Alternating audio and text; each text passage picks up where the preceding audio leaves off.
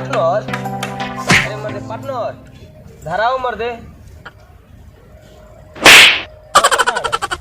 सारे क्या करता ले रे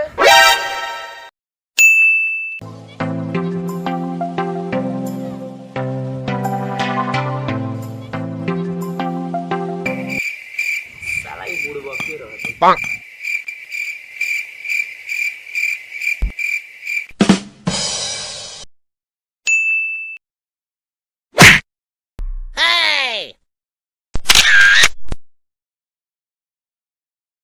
भैया गैरेज है क्या?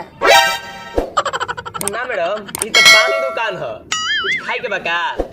भाई गुरु ई मजाक करतल ई तो चाट छोला के दुकान है कुछ लेबू का मैडम मैं साइकिल खराब हो गया, बना दे बका।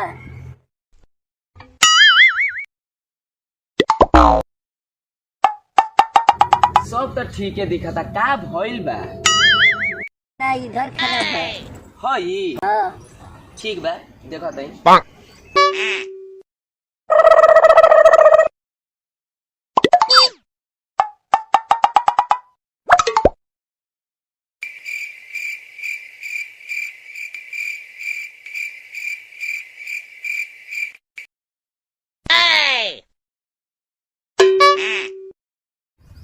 लो ठीक हो गई साइकिल अब फिर दोबारा ना बनानी हो समझ लिया इतना जल्दी बना दे लो। क्या समझ लो फटाफट इंडिया इधर चलेला ना थोड़ा देख लो बार बार खराब हो जाता हो। तुम्हारा नजर में नौकर दिखाई देते हैं क्या करे ना वाला क्योंकि पता ना चले के चाहिए बड़ा सा गैरेज के मालिक समझ में आई मुँह नहीं खोले तो बड़का दुकान खोले वाला। देखो हमारा जो समझ में लू बनेले का पार्टनर पार्टनर का भैया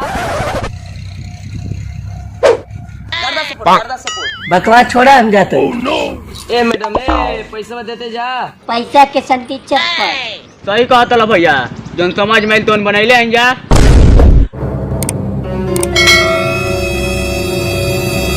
तोरा ज्यादा सुनाई के बीमारी बा का हम कहनी तोरा ज्यादा सुनाई के बीमारी बा ज्यादा काची चल खड़ा हो भैया थोड़ा कम सुनाई देला हे भगवान साला चेला देलो तो चढ़ देलस का दिमाग देले बाड़ा अरे उ लड़किया के सामने कुछ बोलले काहे ना हवे उस समय काम करते रही कहते ना मन बे बोल मार दी का गुरु पाओ चला पर रे सर ना मन बे ना क्या भैया तो रोज लड़ाई करते हो तो समझ में नहीं क्या बात हमनी के लड़ाई करते हैं तो तारा कीड़ी कटता अरे खजुले धइले बका यार तब अपने मरवावा जा हम तो चलनी है जैसे तो इन्हें कुछ करा जाए भैया जा जा अरे सारे चल काम कर ठीक से सर ते तो बेइज्जती करा दे मेरे एक तो लड़की सामने सारे बोलत नहीं है हम का कहीं भैया एक साला एक परेशान हम हो गेल बानी